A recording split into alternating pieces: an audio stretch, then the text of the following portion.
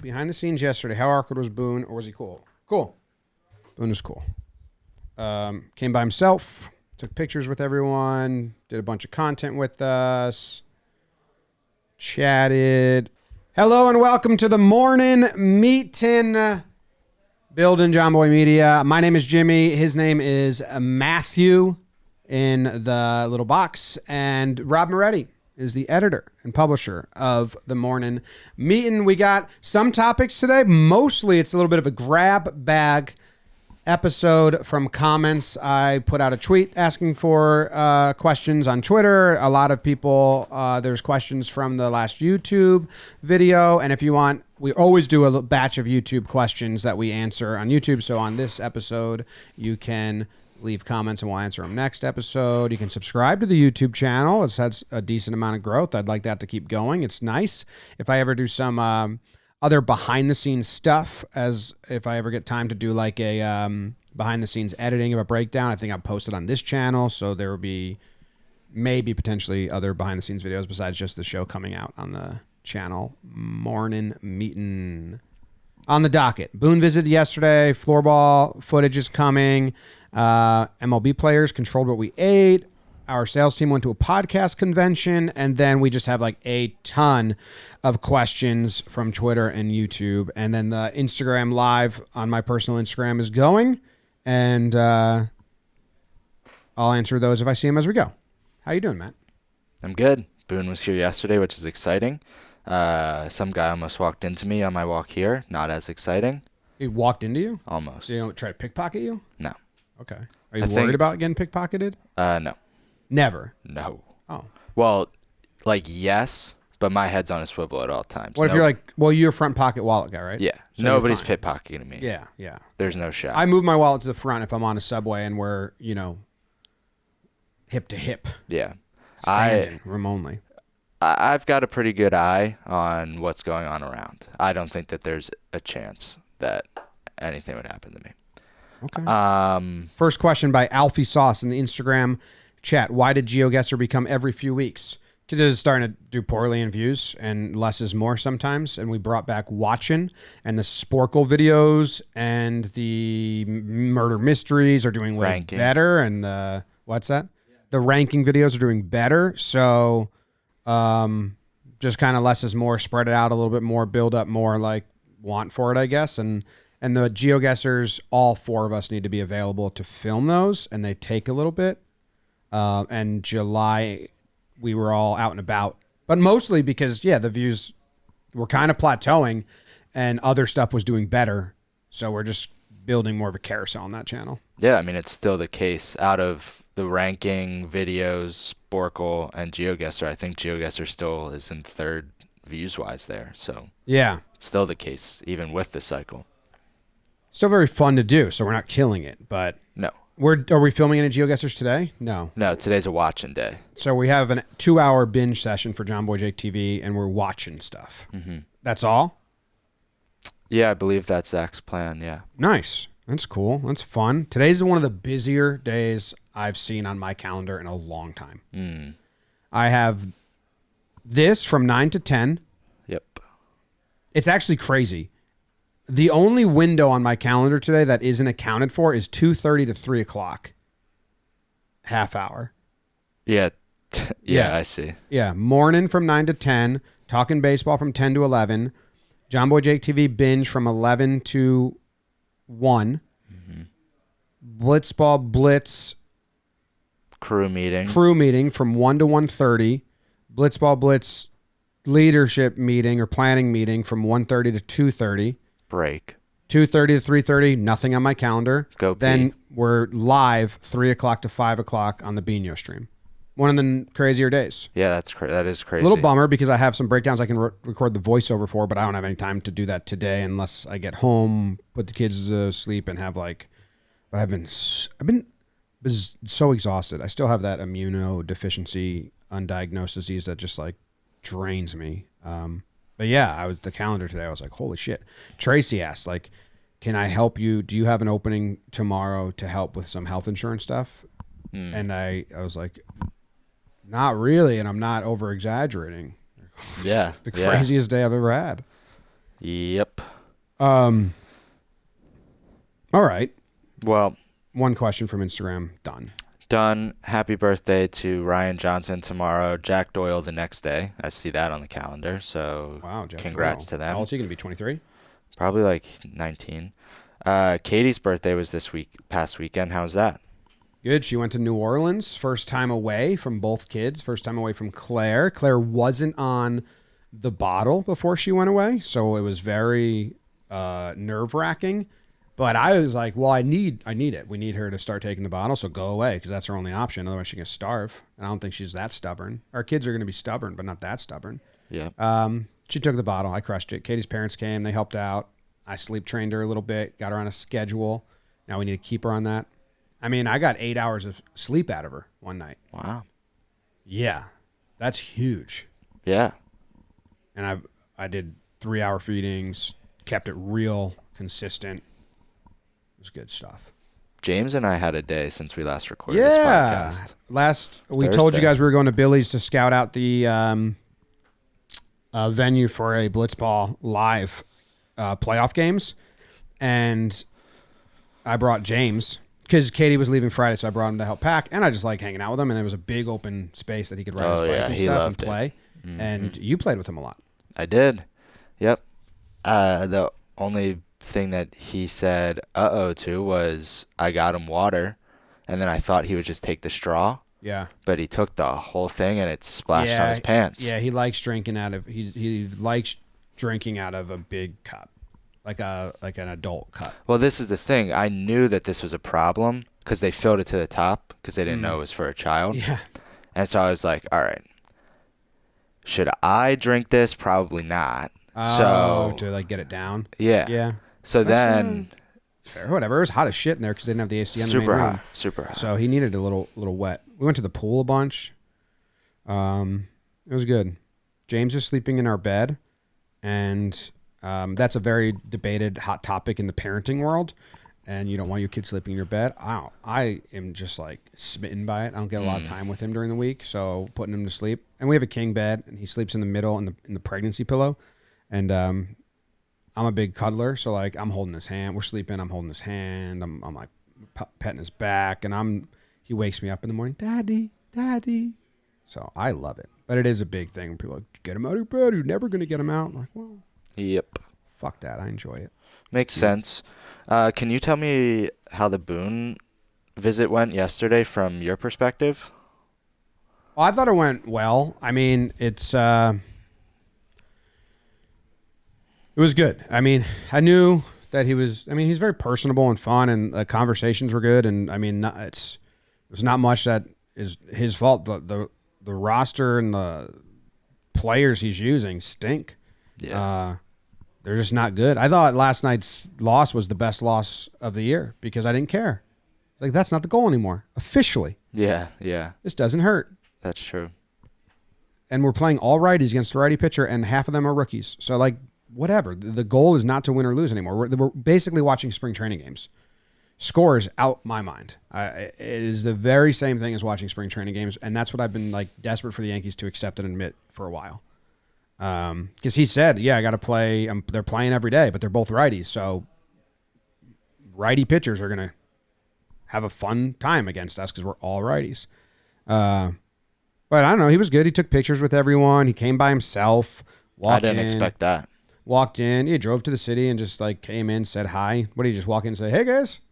I wasn't there when he BBD walked out the and elevator. Christina got him on the first floor. Oh, okay.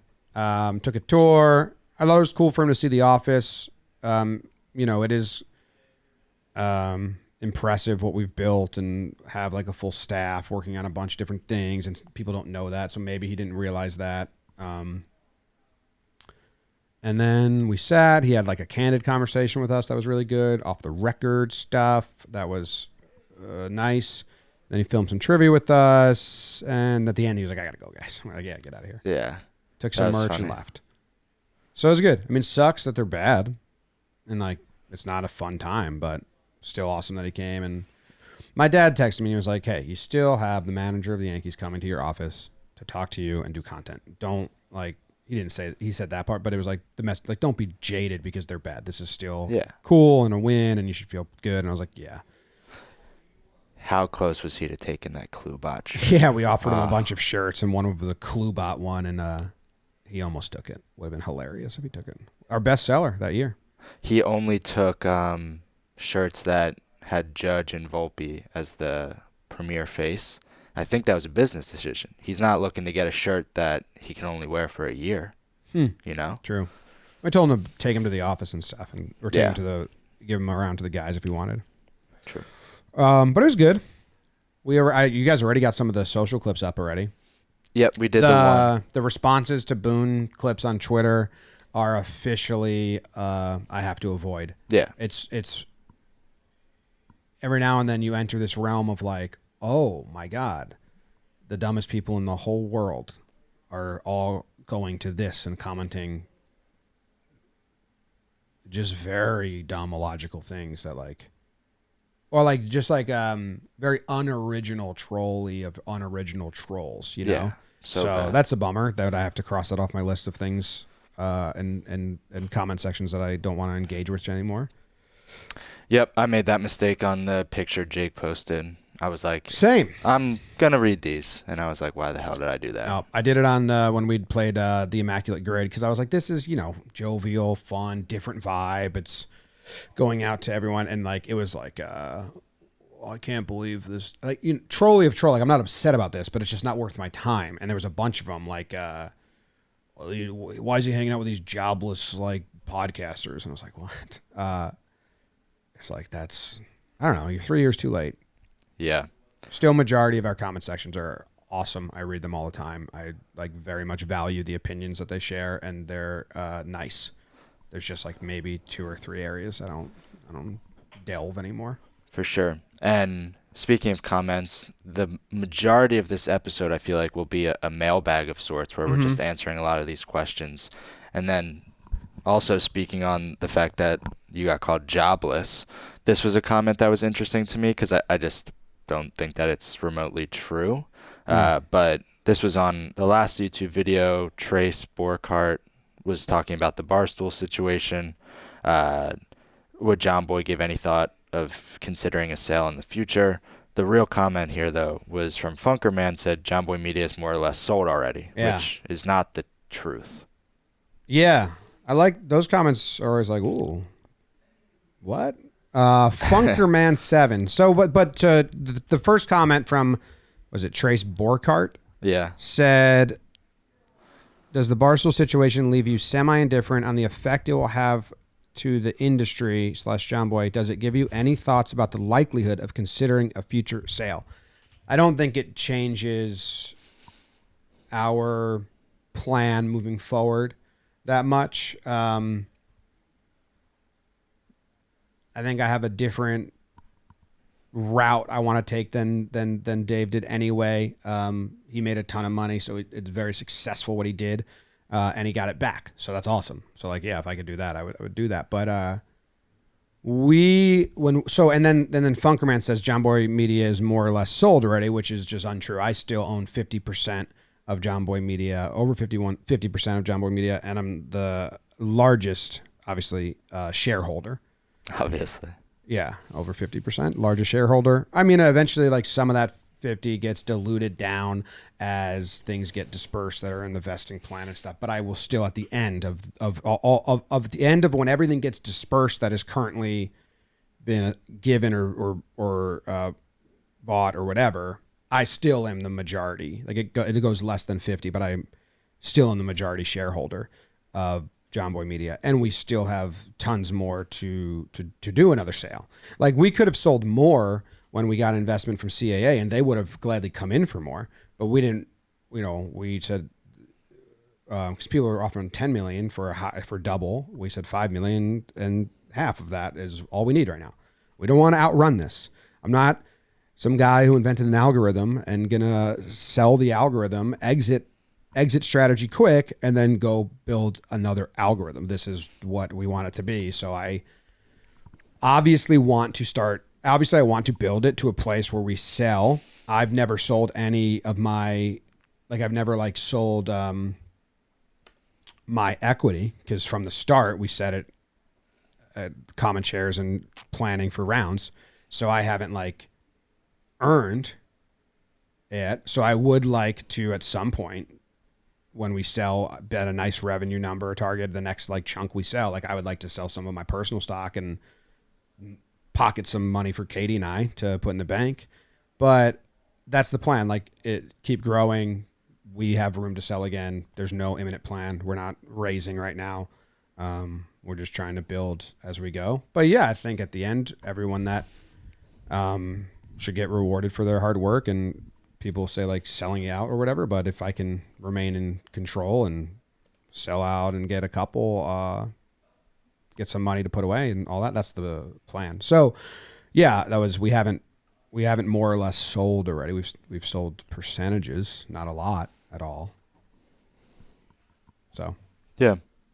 In a similar vein, we got another comment from Marcus Ramsey on Twitter. Verified on Twitter, but I don't know. That's true. I don't know. Might be a Twitter blue situation. Or not, maybe.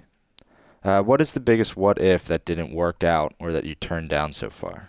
Yeah, that was a good question. The biggest what if that we turned down or something. I texted Jake. I was like, nothing's coming to mind. Because I was thinking like, what if we missed out on this? You know what I mean? Like, oh shit, what if we did that? It would have been amazing. That's how I was thinking it was phrased. Yeah. Because he said like, that didn't work out. Yeah. So I texted Jake. I was like, I don't know, man. Like that didn't work out. All I had was like, if the Yankees go to the World Series, that's not in our control. So we didn't turn it down, but that's a huge difference for the company. Massive. We were very close to having Pitching Ninja join us, like really close, had like the video made. Then he went to Momentum. We had conversations with other creators, but they're not like huge, like, damn, what if? Jake took it the other way, and like all the things that have worked out, he was like, what if we never got that beer with Trev back in 2019, November of 2019, because Trev joining was awesome for Dog and Baseball, changed the perception of us, got us in, and Trev's been great and like probably the best we could have had of a recently retired player to join and be all in and like committed. So like, yeah, what if I didn't respond to that DM, or I was like, nah, we're busy, because we were incredibly busy that weekend. So that's a good one. Jake said, what if MLB Network never let go of Chris Rose? That's another big one. That was a huge like marquee signing. We like took a big risk, or like, we're like, even if this is a loss, it's a great, billboard signing to announce we're expanding and get people understand what we're actually trying to do. Then Jake said a huge one. Oh boy. What if MLB loved us? Oh, I thought when you said what if MLB, I thought you were going to say like some copyright kind of thing, but yeah, that would be an interesting. And I don't know if it'd be better or worse, to be honest. Fair. What if MLB loved us? Very interesting. They don't even let their MLB employees will not take pictures with us. Not allowed. They are worried about what would happen. Isn't that weird? A little bit. Matty did content on the street, and anybody can walk up and make this content promoting MLB, promoting their players, promoting the sport, the teams. And there was MLB employees, young, that loved us. Interns that were like, oh, we can't do that.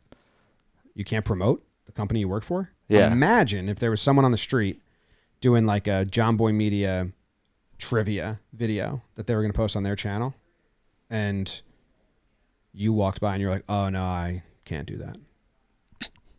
Yeah.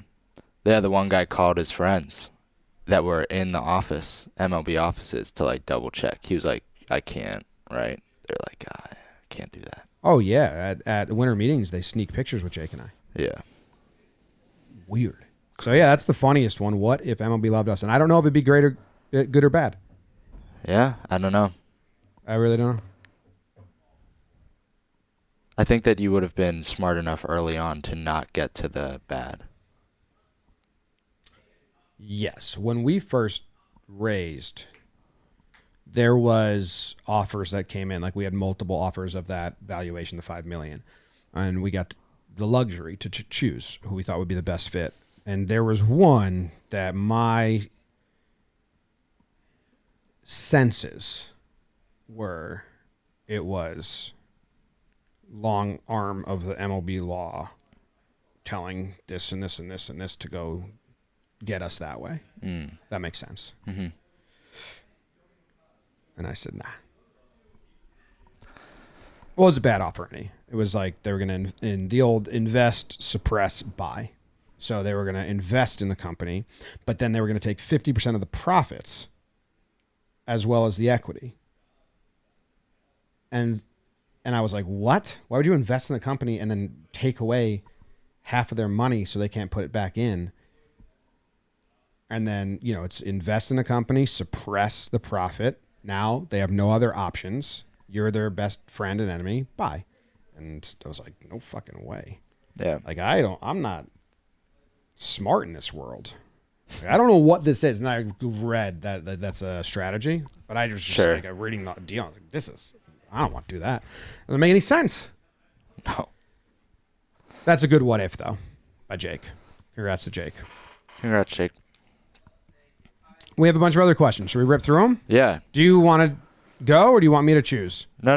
I'll ask. Okay. I'm going to do some YouTube, some Twitter. So I'll bounce back and forth.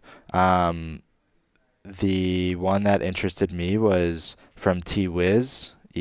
T-Wizzy? T-Wizzy. Do you think about doing content for the warehouse like you do for MLB, a special episode of Warehouse Higher or Lower, etc.? Good question. We haven't thought about it. I don't think it would do well on Jam Baseball Channel at all. No. We would have to land on Warehouse Games, and I don't know, would it do well enough to land on Warehouse Games YouTube, or would it just be for socials? Yeah, I think the thought there would be socials first and foremost. I don't know if it would be... It might be lame to do it on the YouTube, like just perception-wise.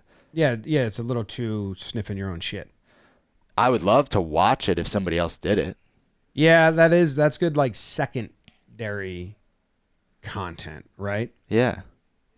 Maybe if we do the Billies and we have a station, like if Jolly does ref guess and stuff, we could do like, are you a big Warehouse Games fan? And then we could make it's like fan made of them doing it, and we could post it on our socials. But I think us doing it of ourselves is a little... you'd run into a lot of comments like, yeah, you guys, come on. Mm-hmm. I agree. Sniffing your own shit a little too much. Sniffing your own shit.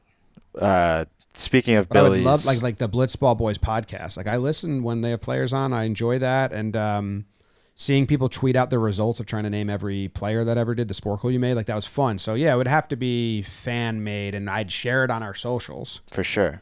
Because fan made content is awesome. You want that. That's like how you know you're actually resonating. And we could maybe do, if we, like when we film the next thing, and we have all the personalities around, I wouldn't be opposed to doing like unique like questions on the spot for socials. I don't know if I'd do trivia, but maybe like your favorite memory, or like, you know, just like kind of like in each person, like kind of reliving or like a March Madness of like games and moments we do for the channel. That's social driven. Like I think that plays, but we couldn't do a full YouTube video on it. Other people would have to. Like we do it for baseball. Exactly. Speaking of Billies, this is a quick one. Lady Lake asked if they would be only 21 and over. My son and I would love to be there. Yeah, I just wanted this one on there and I responded on Twitter, on YouTube. Billies, it's October 1st, Sunday, October 1st, in the like early afternoon. I think 11 o'clock doors will open is the plan right now. Don't quote me on it. I think maybe 10 o'clock? No, 11 o'clock doors open. First game at noon. Yeah, that's the idea. Or 10:30, something like that. So it's a Sunday day event, and all ages will be allowed. The bar and food will be open, and you'll have a wristband for the bar. but all ages will be allowed. So when we promote it during the live streams, I think I'm going to bill it as like the best family event you're going to have Sunday, October 1st. Tough because you're competing with apple picking and pumpkin picking, and those are like fucking awesome. So maybe it's not true, but that'll be the lie I say. No, that's October 8th. Oh, yeah, that is true. October 8th, everyone's got to go to a wedding.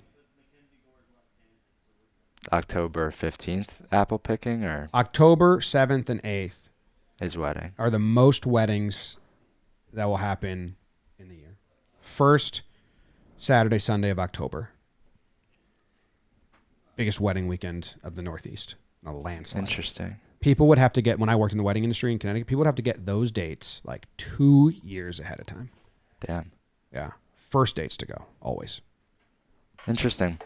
That is interesting. I wonder if we did it like on those dates, how many people would be like, I got a fucking wedding. Yeah, that's true. I always pictured it as like a September is the most popular, but October makes sense. Hopping over 10 millimeter socket asked,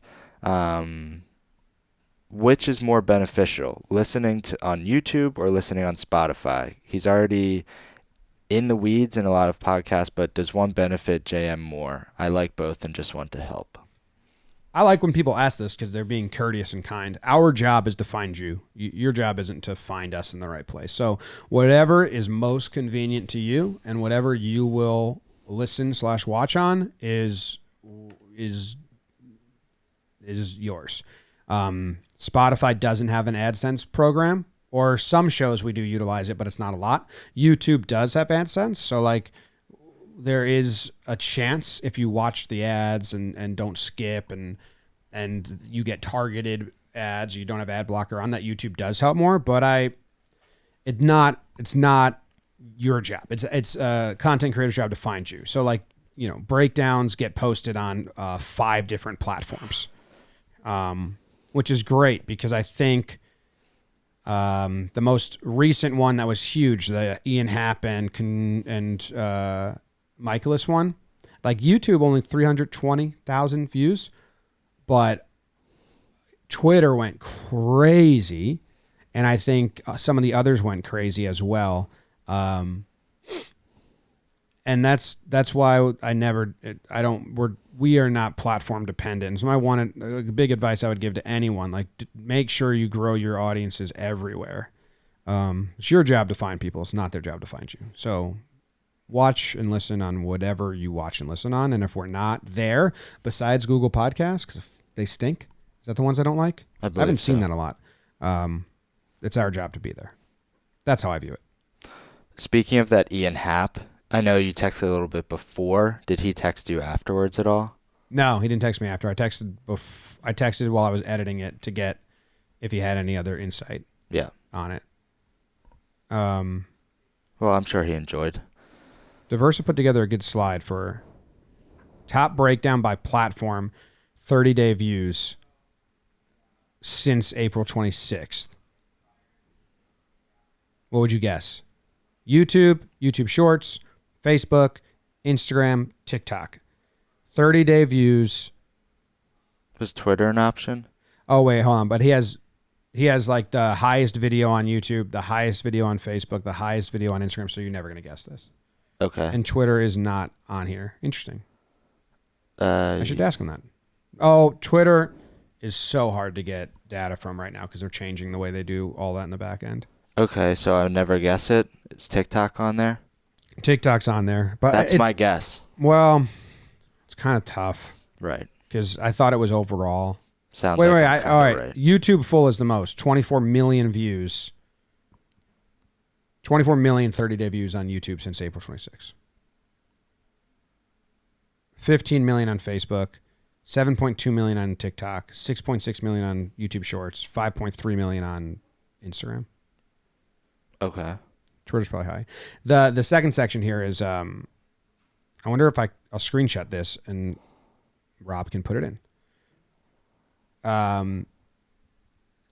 Davey Martinez Prince photo of bad call, a breakdown, got 2.2 million views on Facebook. So that's the highest individual breakdown on one platform that got views. So like I don't know what that did on YouTube. I'm going to guess 7, 10. On YouTube, that video got 578,000 views. But on Facebook, it got 2.2 million. So it's always different. Cool. Hopping over to a new question. Jake McGraw on Twitter asked, as JM Talent starts to develop a personal following, how are you thinking of retaining them? Avoid the fate of BuzzFeed, where talent ended up starting their own channels. Yeah, I mean, that's a good question and a good thing. Ultimately, you want all of the talent that we have that are creating to succeed. And if success means they can do this on their own and survive on their own and make enough that they're happy and comfortable on their videos, then like that's a success. That's awesome for them. Go do it, and we'll work with you and still do stuff. But if that's the case, I'm not going to knock anyone. I did it on my own, but there's a lot of resources we offer that they would have to, not be able to replace on their own, or not need like full sales team, full social promotion, being part of Warehouse Games, being part of all these other videos, live streams, like the community. That's like all that we offer. And if they're bringing in a ton of revenue, then I'd match, like if we don't want to leave them, I'd match whatever we can afford, so the company's not going to lose huge on them to retain them. Or if there's or we could change the landscape of the deal where you're not an employee anymore, you want to do all this stuff on your own, but you still want to appear in Warehouse Games. Well, okay, we can figure out like a appearance rate and just come and play if we think we really value what you bring to the channel. Like, I'm open to working stuff like that, but I think that's going to differ on all talent and employees, and it's a competitive space. It's really hard. It's hard. A lot of creators are an investment from the company, and you you're going to take a loss in the first couple years, and you hope that with all the resources you grow and you help them create content that then it gets put into ad routine and marketing routine, and then you make back, and then you find another deal that's like, okay, a split. Or we're not in the business of just like having creators and losing money on the deal. So each individual creator would be an individual thing, a value and exchange. And do they want to do it on their own? Can they do it on their own?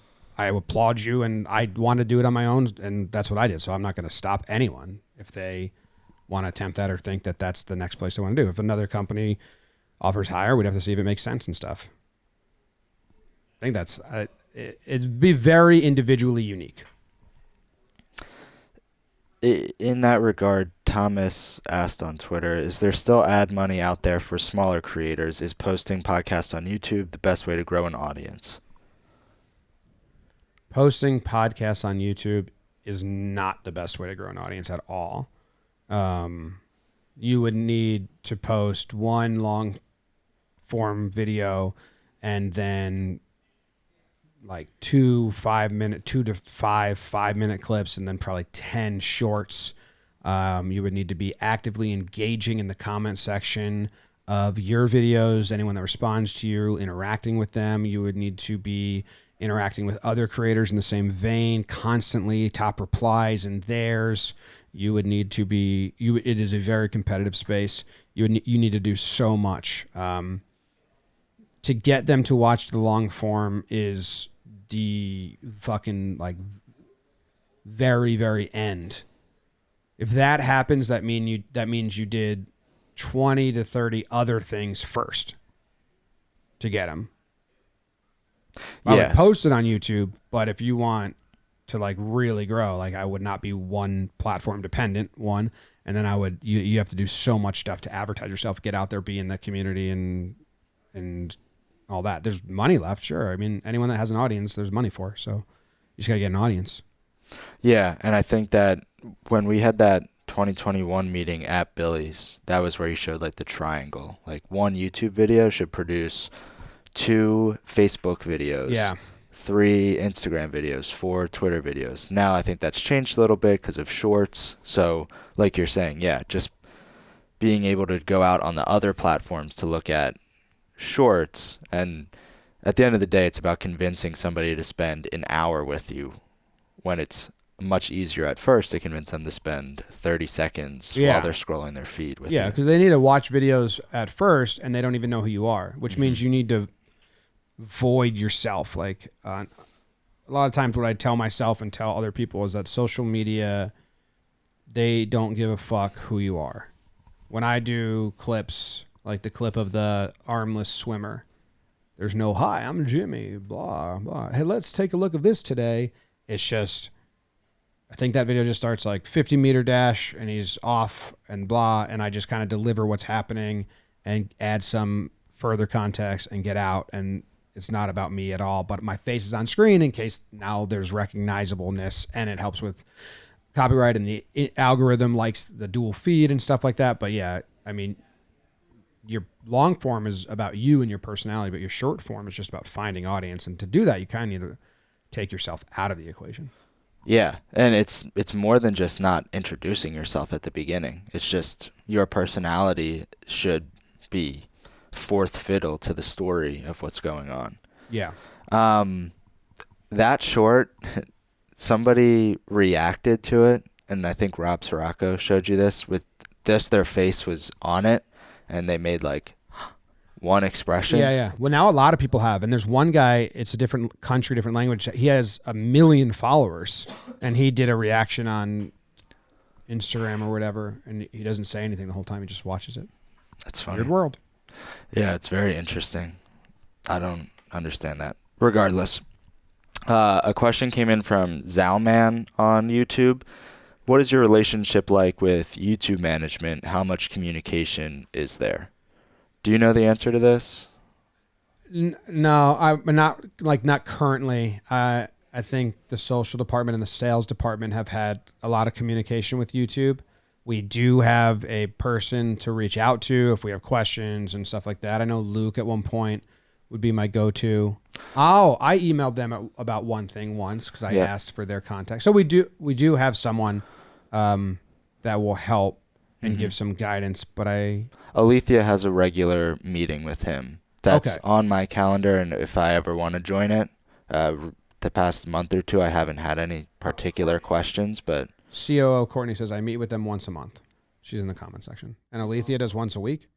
Maybe it's every other week. It's more frequent than once a month, I believe, on Alethea's calendar, and Courtney might also be on that invite. Okay, so that sounds like a good relationship. Yeah, the guy, the times that I've been on that call, he's very insightful. Nice. Another question that isn't from these that I was curious because I had texted you about it. Did you know you were in Hoch's book? No. Did you know before I told you? No. Yeah. Your text, but I would feel bad if he told me and I didn't know. But he didn't. But he might have interviewed us. Maybe he did interview us for it. I don't know. If he interviewed you, it's not. I have not read it yet. I've read like half the book. Maybe he didn't. Maybe just. I don't know. I don't know. Interesting. Yeah, it's funny because like books don't really mean that much to me. I like value other forms of media. Emily saw that. She was like, "Oh my god!" Like, Jimmy's in a book. Name and print. Yeah.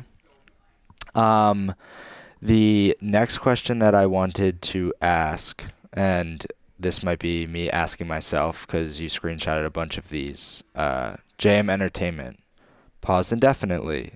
What happened? Timbuktu, Evan Summers, Alice, and Buckley were all the examples that you pulled that had asked this. There's a lot of people asked about JM Entertainment and the plan and all that. We went through. We went through like the summer, and it was very much like.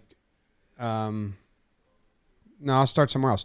It's right now. You were really taking charge of it and coming up with ideas and planning and all of that. But we needed to, and you needed to kind of step aside and do much more managing, like for all the other channels, for JM Baseball, to make sure it's not backlogged, make sure it's flowing properly, for Jomboy TV, rerouting that, getting it on schedule, working with all the editors to make sure we don't miss deadlines. Things were getting kind of really sloppy over the summer, of missing deadlines, of communications with other departments, of staying on schedule. So Matty took, you like pivoted to doing all management. Like I think you said to me the other day, like that's the most like managing I've done over other stuff in a stretch. Mm-hmm. So, I mean, that's why it's been paused right now. It's like we just needed, and in a lot of areas, like my output might go down slightly because I also now am like, we need to go back to managing and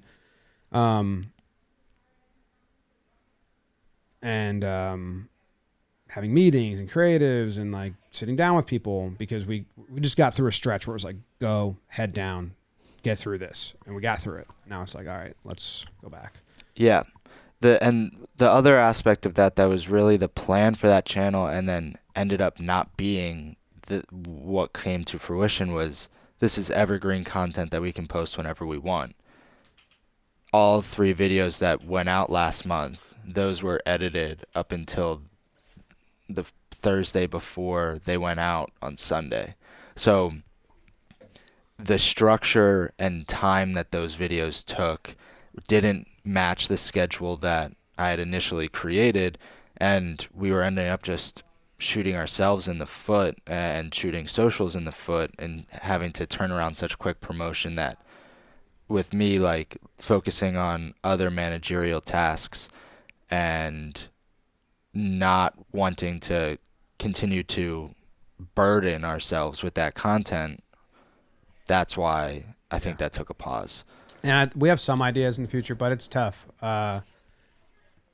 There's big value to pushing into the entertainment world, music industry, pop culture, all of that. We need someone that it's like their baby and they want to do it and they want to attack it, and they want to attack it the way like me and Jake attack Talkin Yanks at the start, and just like non-constant, because CAA came in, they have a lot of talent and they would love to send us celebrities and talent across the board, that not just baseball players, to come do stuff. And it's up to us to build landing spots that would allow that to happen. And that is like a next step. So I think, and there's a couple questions in here about like JM football and maybe like other baseball todays.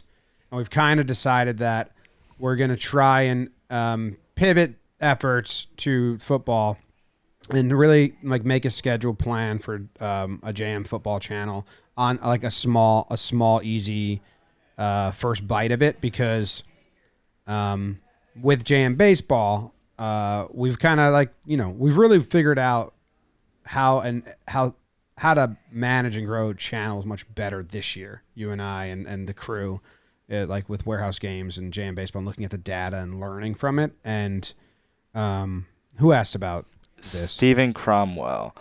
Can we expect Baseball Today episodes, but on different sports? There's a plan. I need to talk with a lot of people that would be part of it. But yeah, there's a plan to do that, to do some like trivia-esque shows for the football audience.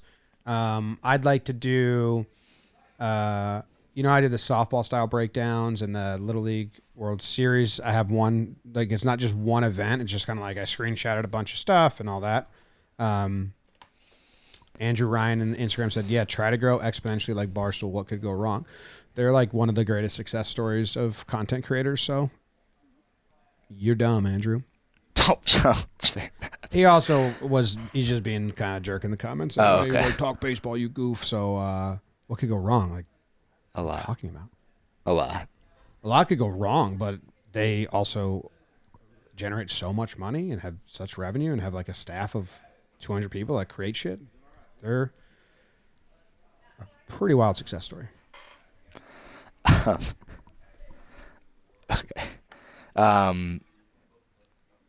Tingus Pingus asked. Tingus Pingus. Yeah. which is just the funniest video when Porzingis got drafted. Can you tell us more about being in the studio while a broadcast is happening for any of the warehouse games? I've never been up in the booth while it's happening. I put out the video at the end of Blitzball Battle 3, but I think we should have Prizeman or Moretti or Ronnie on at some point to talk about that if people are interested in the behind the scenes of warehouse games. And like all of our efforts to live cut it and live switch it as if it's live are coming to fruition because we're doing live streams this month, or next month. So Yeah. So it'll be interesting to see how those go, and we've been practicing for it for a while. But I've never been up there. It seems fun. You're on the comms. Yeah. Is it fun? Very fun. Comms is half jokes, half like actual direction, but those jokes, like everybody comes away from the warehouse weekend saying like, "Oh, that was awesome." Yeah. And it's just fun to have our own world of like our own jokes that nobody else knows, and it's like, yeah, you guys thought that was fun, but you have no idea. The insider jokes. I will say, when you're at events like that, being on comms like changes everything. It's a different event. Yeah. Yeah, it's really cool. A few last ones to finish up. Alex Coley on YouTube was curious about JM subscriptions to Twitter Blue and if those revenues have been significant in any way.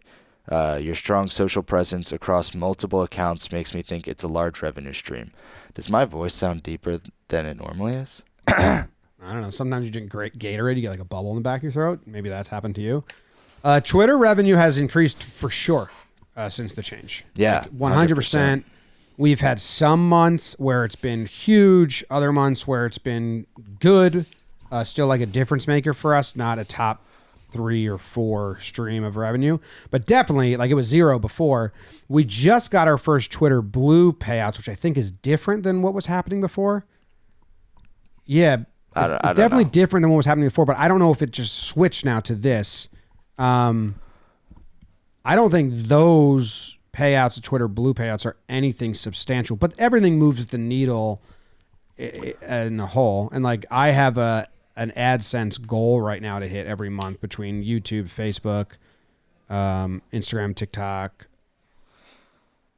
Twitter. And Twitter has helped hit that goal, especially when I was on paternity leave. We had some really big tweets and my content was down on YouTube and Facebook. But we just got our first batch of, like, I think the Twitter Blue revenue sharing system. Okay. And it wasn't nothing, but it didn't rival Facebook or YouTube. Gotcha. There has been months where our Twitter revenue has rivaled Facebook. Yeah. Not YouTube. Mm-mm. But no, it's all the same. So yeah. The last thing that I wanted to ask you, and then to send you off to Talkin Baseball, put you in your feels. You marked this as something that you could be curious in answering. Unknown Jays fan said, "My question is, how the F has time gone by so fast? Just yesterday, Jake was on Zoom at his kitchen table in Colorado, I think, and there was no company. Now you're both married. You are a daddy twice." Which is weirder to say in person than tweeting it. And Jomboy Media is a going concern. A going concern. I've never heard that phrase. You've come a long way. I think it's positive. A going concern. Huh. Yeah, I mean, it's been crazy. It's been really crazy. We're getting to the point where, like, the years are adding up. You know, we're in our 6th year of Talkin Yanks. 17, 18, 19, 20, 21, 22, 23.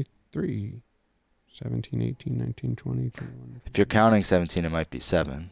Yeah. 17 was a half year, once a week. So 6.5 years. That's nuts. Yeah, I don't know. It's wild.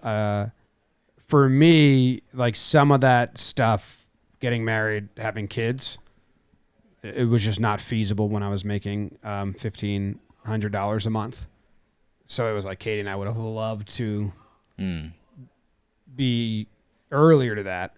So as soon as we got to like the next step, it was like, let's go. So all of that was just kind of like bottlenecked, and then having salary and less concern about livelihood just went marriage, kids, dogs, house. We did that in like 12 months, which is crazy. It was a very hard year for us. Maybe we should have went slower, but yeah, I know it's time goes by fast. It's scary. What is this? I don't know. Oh, no, they're talking to themselves in the chat. An old phrase for an active business is what Ricky Bob 90 said. But then Nick Elmer said that going concern is not a good thing. Doesn't sound like it, but I just think, does it just mean like it's on your mind a lot? That's what I thought. The rest of the comment wouldn't lead me to think the last thing he'd say is negative. So yeah, I assumed it was positive, but... Tom Ace 31. Who we know. We know. Yeah. Any chance of Talkin Yanks with Mike Francesa one day? He was hilarious at the Barstool the other day. I saw some clips of that. I would love to have Francesa on, but it would just be... I don't know if I'd want to do current Yankees talk with him, or I would, but my brain would just go like to reminiscing about Mike and the Mad Dog and shit, like talking about that more. I don't know if he'd be interested in that. Like we had Sweeney Murdy came on, and I chatted with him. We did a couple current Yank stuff, and then I just asked him about, like, I just nerded out about WFAN days. Yeah, that there would be like an off-season episode. Yeah, it'd be cool. Morning. Cool. Yeah, I don't know. It'd be cool. Yeah, it would be. Brandon's here from Blitzball Boys on Instagram. Anything else that we missed? What the hell was that? Said hi to him. It's a stern hi. Right, yeah, it really was. Looks like Thor. Anything we missed? Yeah, if you want to hit on any of these other ones quick before you got to get out. Dylan and Isaac said they absolutely love the three things on Talking Baseball. Isaac said would love more Jimmylytics videos. Me and Moylan did Savant sessions, drops whenever we need it to drop. That's fun. And I'm always going to try and have a section at the end there with Jimmylytics on that show. So that's once a week for now.